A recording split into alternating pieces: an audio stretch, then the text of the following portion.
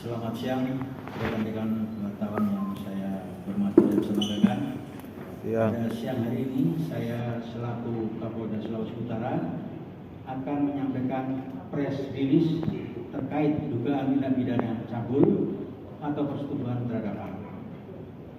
Di sini saya didampingi oleh stakeholder ataupun pihak-pihak yang terkait ya. Di sini ada Ibu Dr. Kartika Thanos, beliau adalah Ketua Unit Pelayanan Teknis Daerah Pemberdayaan Perlindungan Perempuan dan Anak.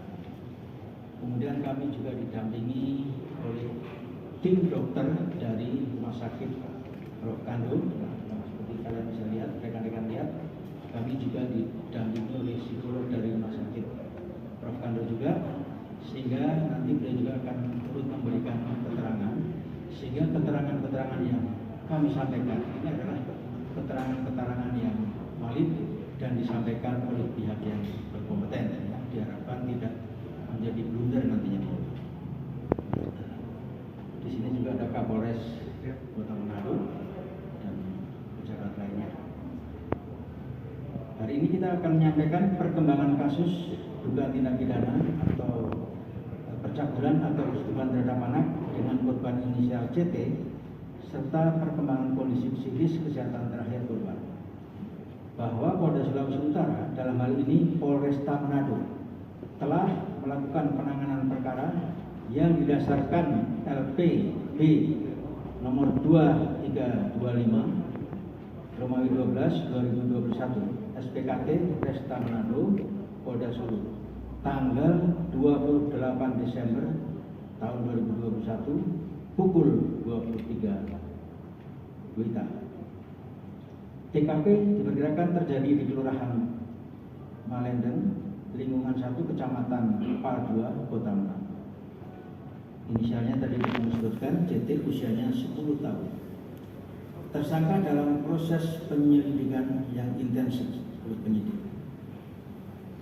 Pasal yang disangkakan adalah pasal 81 dan pasal 82 ayat 1 Undang-Undang Republik Indonesia nomor 17 tahun 2016 tentang penetapan peraturan pemerintah pengganti Undang-Undang nomor 1 tahun 2016 tentang perubahan kedua atas Undang-Undang Republik Indonesia nomor 23 tahun 2002 tentang perlindungan anak. Fakta-fakta yang diperoleh oleh penyidik sebagai berikut. Perkara dugaan perbuatan cabul atau persetubuhan terhadap anak yang terjadi sekira awal bulan Desember tahun 2021 di Kecamatan Malendeng, Kota Manado dilaporkan ke Polresta Manado pada tanggal 28 Desember tahun 2021. Perkara dugaan perbuatan cabul atau persetubuhan terhadap anak bermula dari korban di awal bulan Desember tahun 2021 mengalami pendarahan pada alat kelaminnya. Pada awalnya, ibu korban menduga bahwa korban sedang mengalami menstruasi. Namun setelah beberapa hari berlangsung, pendarahan tidak kunjung berhenti dan kondisi anak tersebut semakin banyak pendarahannya. Sehingga ibu korban membawa ke rumah sakit atau ke dokter umum, akan tetapi kondisi anak juga tidak kunjung membaik. Sehingga orang tuanya membawa yang bersangkutan ke rumah sakit Walter Mangun City pada tanggal 28 Desember 2021 pada saat siang hari. Dan dari rekomendasi dokter rumah sakit Walter Mangun City itulah yang menyarankan agar korban dirujuk ke rumah sakit Prof. Kando dan agar ibu korban melaporkan kejadian tersebut sebagai perbuatan cabul atau persetubuhan ke pihak kepolisian. Kemudian pada tanggal 28 tahun 2021 pukul 23.00 WITA, ibu korban datang sendirian dan melaporkan hal tersebut kepada Polresta Manado dikarenakan korban telah dirawat di ruang intensif rumah sakit Prof. Kando. Maka prioritas utama penyidik saat itu adalah pemulihan dan penyelamatan korban agar cepat sehat dengan berkoordinasi aktif dan intensif dengan pihak dokter rumah sakit Prof. Kando, juga UPTD P3A atau Unit Pelayanan Teknis Daerah Provinsi Sulut. Di samping itu, penyidik juga melakukan serangkaian upaya-upaya penyelidikan untuk menindaklanjuti perkara tersebut. Upaya-upaya yang telah penyidik lakukan, yang pertama berkoordinasi dengan UPTD P3A, kami sebut yaitu singkatan Unit Pelaksana Teknis Daerah Pemberdayaan Perempuan dan Perkembangan Anak Provinsi Sulut, yang di dalamnya terdapat unsur ada psikolog, kemudian ahli hukum, rohaniawan, serta secara intensif berkoordinasi dengan tim dokter rumah sakit Prof. Kando. Dan untuk hal-hal lebih lanjut nanti secara detail akan disampaikan oleh beliau-beliau yang berkompeten. Kemudian yang kedua, melakukan penyelidikan dengan meminta keterangan dari beberapa orang, termasuk orang terdekat korban, beberapa dokter termasuk tetangga korban. Dan perlu saya jelaskan di sini, sudah ada 14 saksi yang sudah kami ambil keterangannya. Untuk kasusnya sendiri telah dinaikkan ke tahap penyidikan berdasarkan alat bukti visum et repertum dan keterangan ahli atau dari dokter forensik sesuai pasal 184 KUHP. Terkait dengan isu pelaku bagaimana yang beredar di media sosial, penyidik telah mengambil keterangan kepada yang bersangkutan dan masih perlu pendalaman lebih lanjut untuk membuktikan sesuai dengan pasal 184 KUHP. Di samping itu, penyidik tetap memprofiling kemungkinan adanya potensi pelaku selain yang beredar di media sosial. Untuk menetapkan tersangka, kronologis kejadian, juga modus operandi, serta mensreanya ataupun niat jahat si pelaku, penyidik masih berupaya keras untuk mengumpulkan alat bukti guna membuat terang tindak pidana yang terjadi. Kemudian nanti akan disampaikan oleh beliau-beliau yang berkompeten. Ya. Demikian rekan-rekan sekalian, tindakan kepolisian yang sudah dilakukan oleh penyidik dari Polresta Manado, Polda Sulawesi Utara. Selamat siang teman-teman wartawan sekalian. Baiklah, kami dari Pemerintah Provinsi Sulawesi Utara melalui Dinas Pemberdayaan Perempuan dan Perlindungan Anak Sulawesi Utara, di bawahnya juga kami ada UPTD Perlindungan Perempuan dan Anak, akan membacakan kronologis bagaimana pendampingan yang sudah diberikan pemerintah Provinsi Sulawesi Utara kepada korban dan keluarga. Kronologis pendampingan tentunya pada tanggal 28 Desember 2021, Polresta Manado memberi informasi kepada UPTD PPA Provinsi Sulawesi Utara bahwa telah dilaporkan oleh ibu kandung kasus kekerasan seksual pada anak yang menyebabkan anak dirujuk di Rumah Sakit Kando Malalayang dalam keadaan tidak sadar dengan perdarahan di vagina karena robekan di vagina. Tapi anak belum bisa dikunjungi karena masih dalam perawatan di ruangan intensif. Kemudian pada tanggal 3 Januari 2022, tim dari UPTD Perlindungan Perempuan dan Anak Provinsi Sulawesi Utara bersama dengan Polresta Manado melakukan penjangkauan dan memantau keadaan korban di Irinae, ruangan PICU Rumah Sakit Kando. Tim UPTD PPA Provinsi Sulawesi Utara bertemu dengan keluarga dan korban, dan kami menjelaskan layanan yang akan diberikan oleh pemerintah Provinsi Sulawesi Utara melalui Dinas Pemberdayaan Perempuan dan Perlindungan Anak oleh UPTD PPA, yaitu yang pertama tentunya kami memberikan layanan pendampingan psikolog untuk korban dan keluarga yang saat ini juga hadir, psikolog Ibu Hana Monari PSI. Kemudian juga kami memberikan layanan bantuan hukum oleh Ibu Citra Tangkudung SH, ya. Dan juga kami berkoordinasi dengan Dinas Kesehatan Provinsi Sulawesi Utara dan pihak rumah sakit untuk status BPJS dari korban tersebut. Kemudian juga kami berkoordinasi dengan Dinas Pendidikan Kota Manado untuk kelanjutan daripada pendidikan korban tersebut. Pada tanggal 4 Januari 2022, psikolog sudah mengunjungi korban. Kondisi korban masih dalam keadaan kritis saat itu dan belum memungkinkan untuk dilakukan asesmen daripada psikolog klinis kami. Kemudian pada tanggal 5 Januari 2022, UPTD PPA berkoordinasi berkoordinasi dengan Dinas Kesehatan Provinsi Sulawesi Utara, dalam hal ini Kepala Seksi, Dr. Cika, terkait BPJS daripada korban. Kemudian tanggal 6 Januari 2022, UPTD PPA berkoordinasi juga dengan Dinas Pendidikan Kota Manado, dalam hal ini Kepala Bidang SD dan SMP terkait dari pendidikan korban itu sendiri. Dan tanggal 11 Januari 2022, UPTD PPA menerima laporan dari ayah kandung korban. Pihak UPTD juga sudah menjelaskan kepada ayah kandung korban mengenai layanan yang diberikan oleh pemerintah Provinsi Sulawesi Utara melalui UPTD PPA. Dan pada tanggal 11 Januari 2022, Kepala UPTD PPA mengeluarkan surat tugas nomor 094 dari UPTD PPA garing 05 garing 2022 kepada psikolog Ibu Hana Monare untuk melakukan penanganan psikolog lanjutan. Tanggal 12 Januari 2022, psikolog UPTD PPA melakukan kunjungan penanganan psikolog di ruangan Irina E atas. Pada tanggal 15 Januari, psikolog UPTD PPA melakukan kembali kunjungan penanganan psikolog di ruangan Irina A atas. Dan pada tanggal 17 Januari, psikolog UPTD PPA melakukan kunjungan penanganan psikolog di Irina E atas kembali. Dan tanggal 18 Januari 2022, saya sebagai Kepala Dinas Pemberdayaan Perempuan dan Perlindungan Anak Daerah Provinsi Sulawesi Utara langsung mengunjungi korban di ruangan Irina E atas, Rumah Sakit Kando, dan bertemu langsung dengan ibu korban, dengan bapak korban, dan keluarga korban yang ada, dan korban itu sendiri.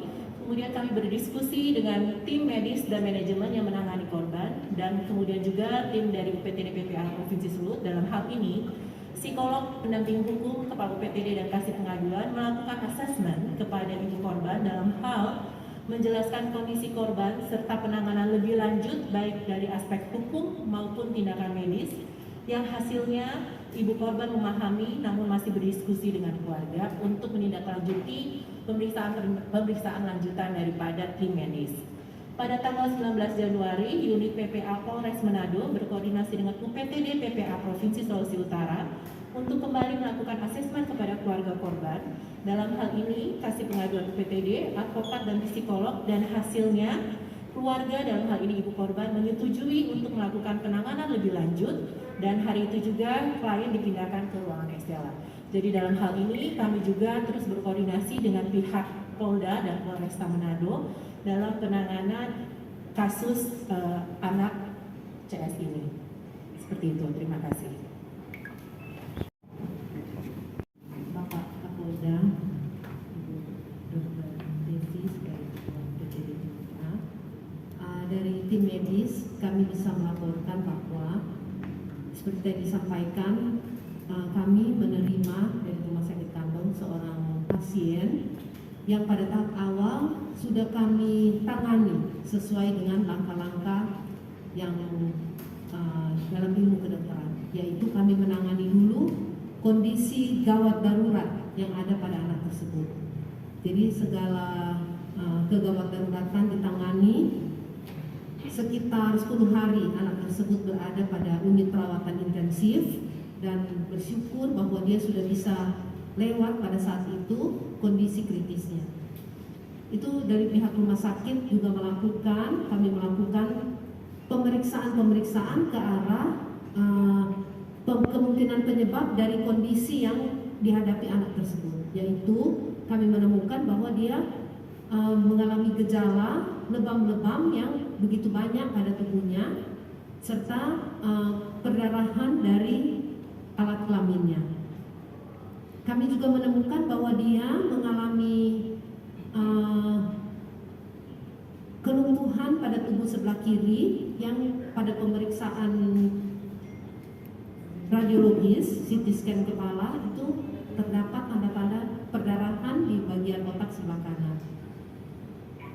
Kami melakukan pemeriksaan tersebut, dan akhirnya terdapat kondisi medis yang juga cukup serius pada anak tersebut, pada anak ini, yaitu dugaan mengalami leukemia.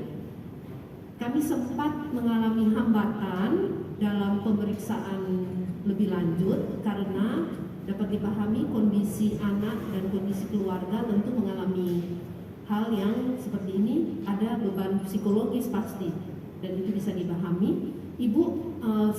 Keluarga sempat menolak tindakan pemeriksaan. Itu yang menghambat. Tapi untung sudah ada pendampingan, ada perbaikan. Ibu sudah setuju dan kemarin sudah dilakukan pemeriksaan ke arah membuktikan bahwa anak ini mengalami leukemia dan juga untuk menentukan jenis-jenis leukemianya agar supaya pengobatan bisa dilakukan dengan lebih tepat. Saat ini kondisi anak tersebut sementara kami rawat di ruangan Estela seperti tadi sudah disampaikan. Kondisinya masih cukup serius, bukan bisa dibilang ini penyakit ringan karena perdarahan yang dialami itu walaupun sudah ditransfusi tetap komponen-komponen darahnya itu naik turun karena kita tahu leukemia itu ada kondisi dia kurang bisa memproduksi sendiri. Jadi dengan pemberian transfusi sempat naik, bisa dilakukan tindakan tapi naik turun sehingga tetap kami rawat dan mudah-mudahan untuk kondisi leukemianya ini bisa segera mendapat kepastian sehingga bisa dilakukan penanganan lebih tepat lagi.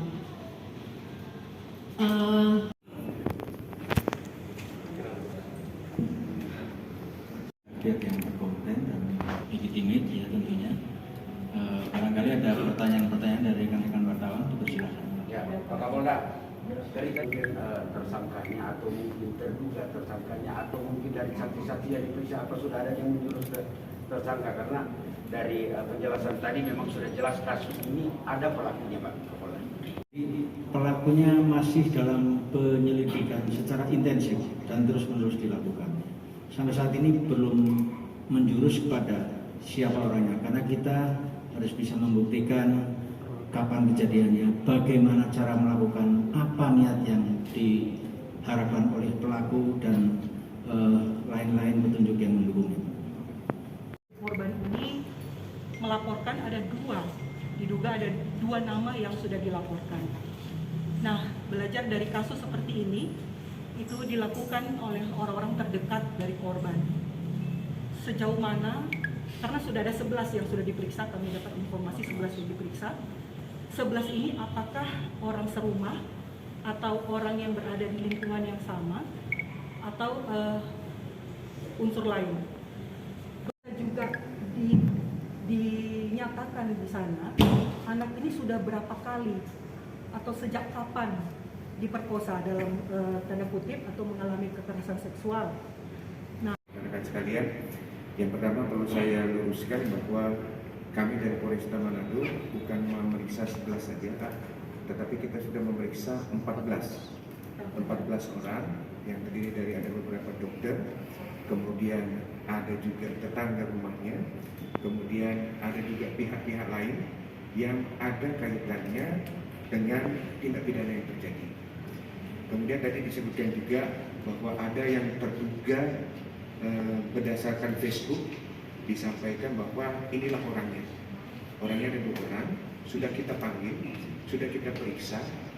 Memang berdasarkan hasil pemeriksaan kita melihat bahwa yang bersangkutan secara penunjukan itu bisa ditunjuk saja.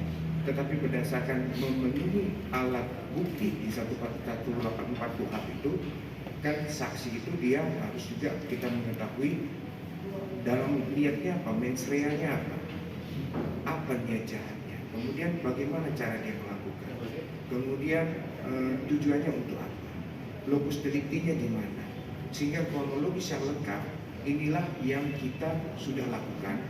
Profiling terhadap calon-calon terduga tersangka yang lain juga kita sudah lakukan, sehingga untuk 2 orang tersebut yang sudah diisukan sebagai terduga, kita sudah lakukan pemanggilan sampai 2 kali. Mereka juga sifatnya kooperatif, sehingga kita dalam rangka pendalaman materi dan pemenuhan alat bukti yang tadi saya sudah sampaikan dan sudah dijelaskan oleh Pak Kapolda, kita bukan lagi penyelidikan, tetapi sudah diproses penyidikan. Ada teknik-teknik lain yang sudah kita sampaikan, tetapi di dalam forum ini dalam rangka penyidikan belum bisa kami sampaikan karena itu adalah teknik penyidik dalam rangka membuktikan peran dari yang akan kita jadikan terduga tersangka. Polri tidak bekerja sendiri, kami dibantu oleh pihak kepala dinas. Berbagai macam informasi yang diberikan kepada kami tetap kami tampung berdasarkan pemeriksaan ahli, saksi ahli. Makanya dengan 2 alat bukti itulah kita sudah tingkatkan dari penyelidikan menjadi penyidikan. Untuk teknis apa yang ada di dalam visum et repertum mungkin kita serahkan saja kepada pihak.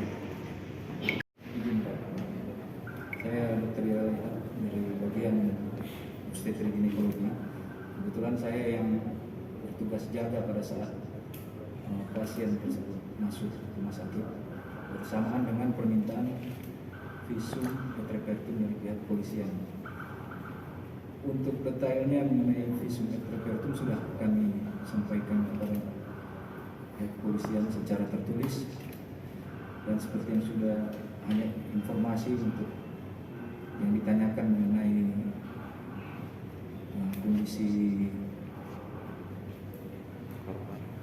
kemaluan atau robekan pada vagina, memang kami temukan ada robekan pada vagina yang sifatnya sudah lama, robekan lama ya. Jadi saya tidak bisa menjawab sampai apakah ini sudah berapa kali atau oleh berapa lama dan dilakukan seperti apa, itu kami tidak bisa memberikan jawaban. Hanya yang kami temukan adalah robekan yang sifatnya sudah lama, berlangsung lama.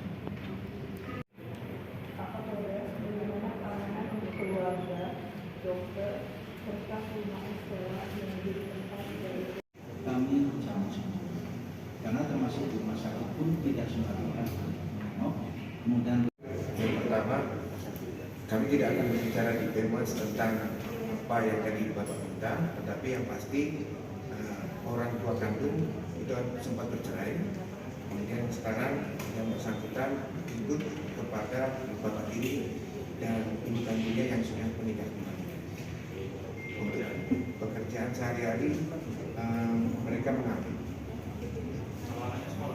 Ya, sekolah. Mereka sekolah sambil menunggu, sambil berjualan di rumahnya itu juga. Ayah kandungnya ada pekerjaan tersendiri juga.